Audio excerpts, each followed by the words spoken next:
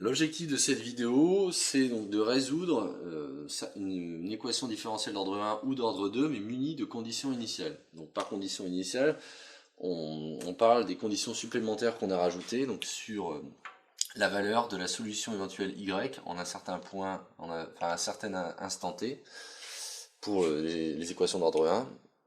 Et pour les équations d'ordre 2, la valeur donc de la variable, enfin de la solution y ou à un certain instant t, et de sa dérivée à un certain instant t. On avait vu dans une précédente vidéo comment résoudre simplement l'équation différentielle sans qu'elle soit munie d'une quelconque condition initiale, c'est-à-dire d'une certaine valeur de y, qui peut par ailleurs représenter par exemple la position et la vitesse dans un système physique. Et donc, ce qu'on va commencer par rappeler, avant de résoudre complètement le système, c'est comment est-ce qu'on s'y prend pour résoudre une équation homogène d'ordre 0 et d'ordre 1. Enfin, on va juste rappeler les solutions, sachant que la résolution explicite est faite dans d'autres vidéos. Donc là, la solution les solutions de cette équation sont de la forme, sont les fonctions y qui à un certain instant t vont associer une constante fois exponentielle moins sinus de 2t sur 2. Donc ça c'est ce qu'on avait trouvé dans une précédente vidéo, où c était une certaine constante de R. Et pour cette équation-là, l'équation homogène, donc EH, avait pour solution les fonctions qui à t vont associer une combinaison linéaire de donc une constante fois exponentielle de t plus une certaine autre constante fois t exponentielle de t. Donc ça, je vous renvoie aux vidéos associées à la résolution d'équations homogènes d'ordre 1 ou 2 pour comprendre la résolution de ces choses-là. Donc où C1 et C2 sont des certaines constantes qui appartiennent à R, toutes les deux. Donc la première chose qu'on peut remarquer, c'est qu'il n'existe pas une solution pour cette équation, pour l'équation du haut, pour l'équation homogène, mais il en existe une infinité. Il existe autant de solutions que de constantes C à disposition. Et donc tout l'enjeu de rajouter des conditions initiales, c'est de déterminer la solution qui va non seulement vérifier l'équation différentielle homogène de départ, et qui va en plus vérifier la condition initiale qu'on lui aura assignée. Donc là, on peut comprendre un peu plus facilement pourquoi on a besoin d'une condition initiale d'un côté et de deux de l'autre, simplement parce qu'ici il y a une constante à fixer, et ici il y a deux constantes à fixer. Donc du coup, ces deux conditions vont nous permettre de déterminer ces constantes.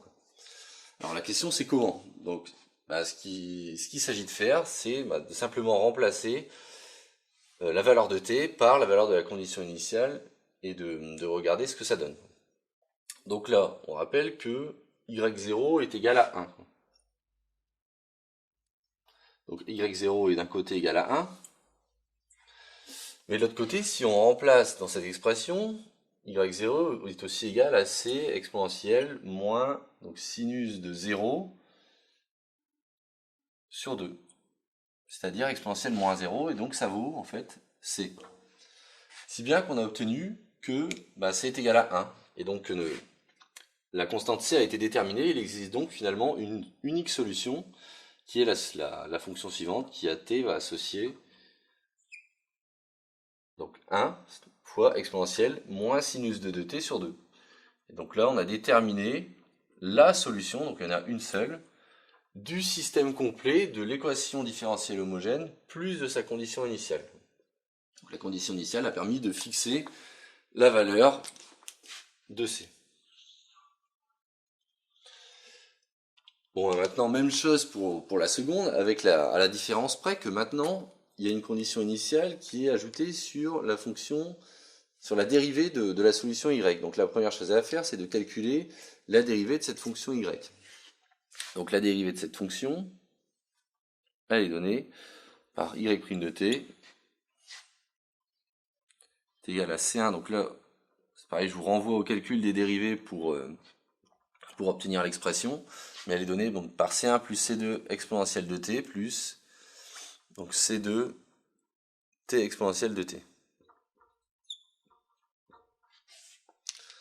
Et on va faire le même genre de choses, c'est-à-dire qu'on va maintenant remplacer la variable t dans les deux fonctions qui sont ici par 0. Et on va regarder ce que ça donne. Donc là, cette fois-ci, au lieu d'avoir une seule équation, on va avoir un système du coup de deux équations. C'est-à-dire que d'un côté, on va avoir que y0 est égal à 1, et de l'autre côté, que y' de 0 est égal à 0. Mais y0, c'est C1 exponentielle de 0, c'est-à-dire C1, parce que exponentielle de 0 est égal à 1, plus C2 fois 0 fois exponentielle de 0. Et C2 fois 0, du coup ça fera 0, et il me reste uniquement C1. Ensuite, pour la dérivée, bah pareil, on va remplacer t par 0 là-dedans, ce qui va nous donner, donc d'un côté, C1 plus C2 fois exponentielle de 0, c'est-à-dire C1 plus C2 fois 1, plus C2 fois 0 fois exponentielle de 0, c'est-à-dire 0. Et donc on se retrouve finalement avec un système à deux équations, deux inconnues sur C1 et sur C2, ce qui nous permet de déterminer explicitement ce que valent C1 et C2. C'est-à-dire que C1 d'un premier côté est égal à 1, et C2, C2 est égal à moins C1 si on passe le C1 de l'autre côté, et moins C1, C1. Donc ça fait moins 1. Le résultat, c'est que on a déterminé nos deux constantes, et donc il existait une infinité de solutions pour uniquement l'équation homogène. Maintenant, muni de ces deux conditions initiales, il existe une unique solution à ce problème qu'on appelle aussi problème de Cauchy. Et donc la solution du problème S2, c'est la fonction y qui à t va associer donc 1 fois exponentielle de t plus C2, donc moins 1 fois t exponentielle de t, donc moins t exponentielle de t.